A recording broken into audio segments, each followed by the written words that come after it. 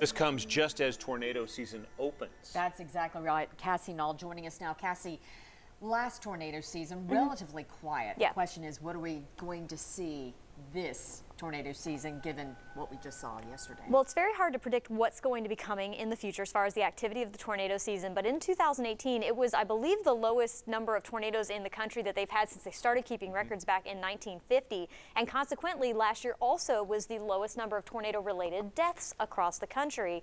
And to put it into perspective for you, the number of deaths, that 23 fatality total, is more in that one tornado in that one county than we had in all of last year around the entire country.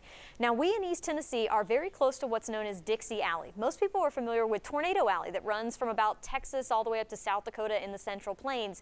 There's a lesser known area called Dixie Alley. It's that area shaded in red right there. So we do see tornadoes quite frequently here across the southeast. They don't happen quite as frequently in East Tennessee, but the thing is, you always have to be prepared because it only takes one to come through your area to be impactful and change your life. So it's always good to be prepared, know where you would go if a tornado warning was issued, and always stay alert and aware to the changing weather conditions so that it doesn't become a surprise to you if we do have tornadoes in the forecast, which we don't right now because it's 33 degrees outside.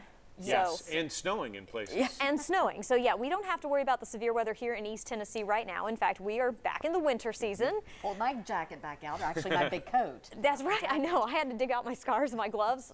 Well, it is still winter. We just had a